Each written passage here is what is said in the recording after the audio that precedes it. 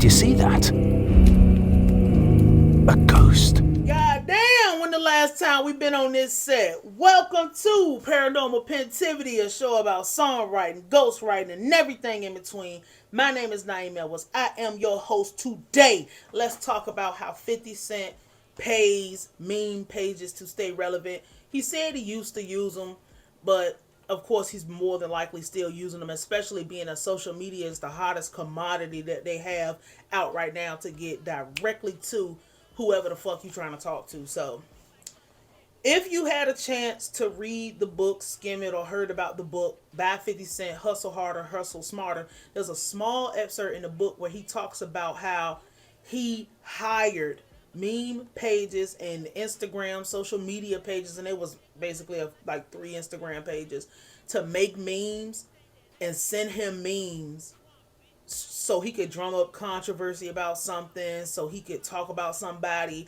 Because when he posts something, and he would like, especially he would do it around the clock because he runs his own Instagram page. But as far as getting the memes and stuff, somebody else makes them for him so he can look like he's staying informed, look like he's staying up to date. But if he has something to promote, or somebody he didn't like, or a rival, or just anybody in music or hip hop and or whatever sphere he was in, a rival show like Game of Thrones, because you know he got power, he would pay his staff. Because I mean, if you pay the meme page, you got the niggas on staff.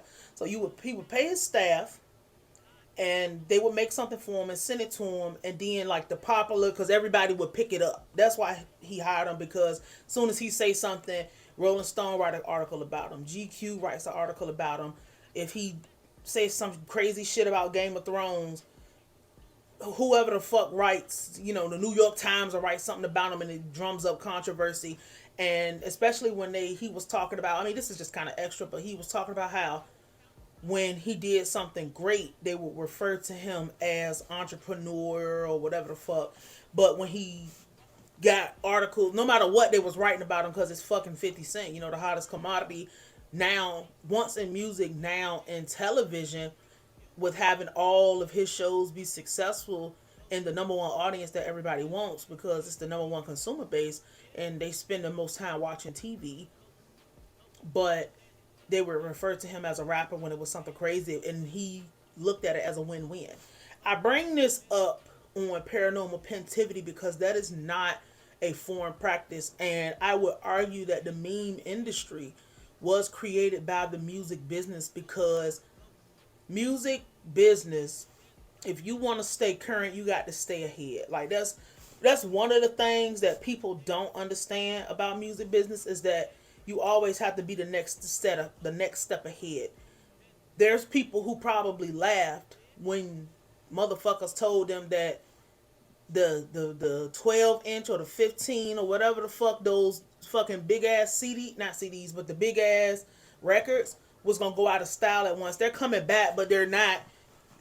You buy a vinyl for a collectible. You buy a vinyl to look chic or whatever. You niggas ain't buying vinyls because that's their main whatever. And now they charging you crazy amount of money for a vinyl. I remember, because I mean, I wasn't alive when vinyl was a big super thing. I'm the CD era of person, but I was born in the CD era.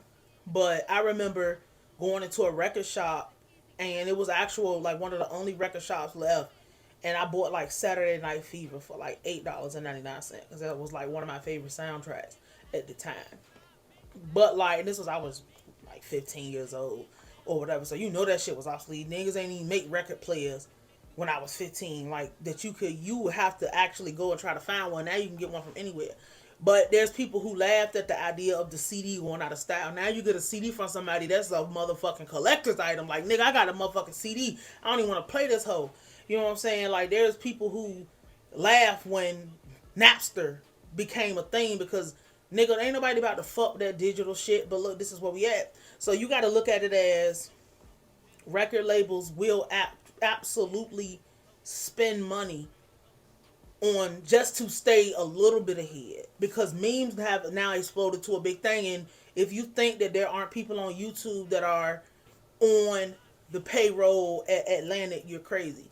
If it's not Instagram pages that are on the payroll at a record label, you're fucking crazy. And you can always, I can tell when it's somebody, even if they're non-biased or even if they're just like, oh, whatever it's like, it's never really like that. A lot of these people end up getting signed to record labels because they know what's hot, and that's how they end up tricking themselves into thinking that they can actually be A&Rs, or they trick themselves into thinking that they actually know anything about music. Now you know about posting on social media, you know about people come over here to see this. Nobody gives a fuck about you. So it's like there's a bunch of any big platform that there's out there. Trust and believe that they've been contacted by somebody somewhere at some label because they have sway, they have influence. If I, as a person who owns a record label, can come to whatever the platform is and say I want to put my audience. I have a brand new artist because I'm not saying the ship has sailed on an older artist. What I am gonna say is it's easier for me to plant a new artist than it is for me to convince you of somebody that you are already familiar with. So if I can make it look like I'm just organically fucking with, and this is I'm talking as a meme page. I'm not talking as me. But because if I don't fuck with you, I just don't. If I don't like it, I just don't. And that would be for a personal scale. I can always look at shit objectively and know where to put something. But if I'm a meme page, let's just say I'm memes 12325 or some shit. 12325. And I got a 500,000 people who follow this page because they like to see shit about rappers.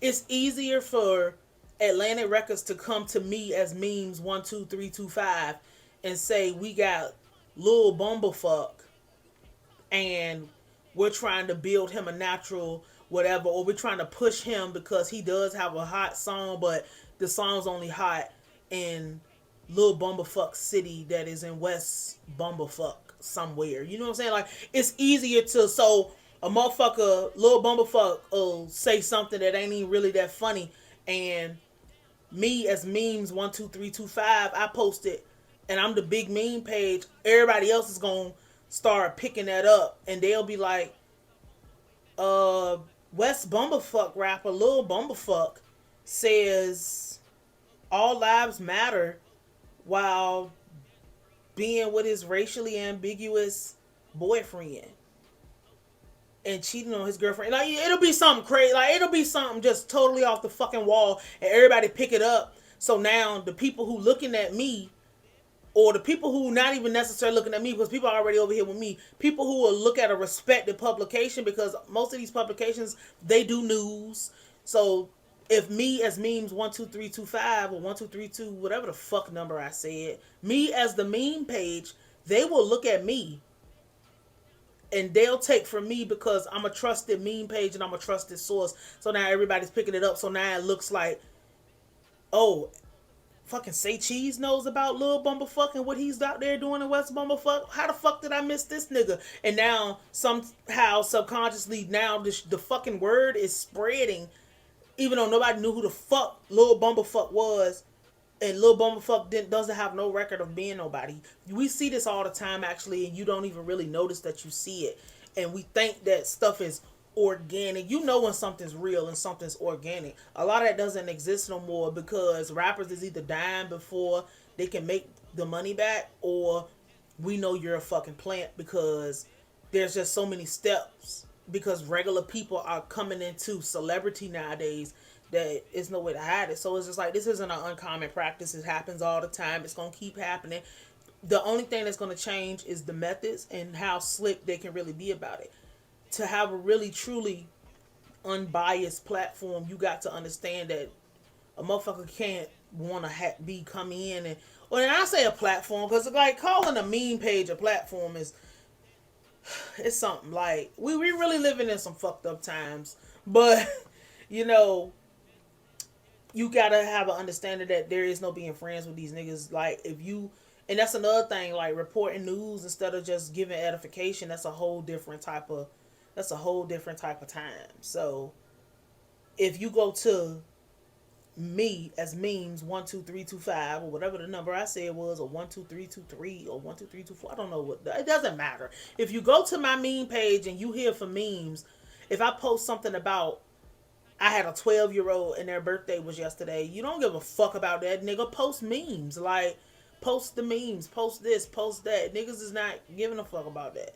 Opposed to if a nigga explain, all that shit, bro. Anything that a high impressionable people over there, and not people, I mean, even, any kind of people, but anything that can grab some quick attention to make some quick clicks, these record labels is gonna be on it. Everybody do it. Everybody, all these niggas hire motherfuckers to do something, whether they run their social media or not. So, yeah, we about to kick up. Fuck my arm. We about to kick up the Paranormal Pentivity channel. I just wanted to do this over here because I ain't been on this set in a minute. And this is actually, believe it or not, this is my favorite set. So, this is Paranormal Pentivity. My name is Nayim. I'm going to holler at you. Did you see that? A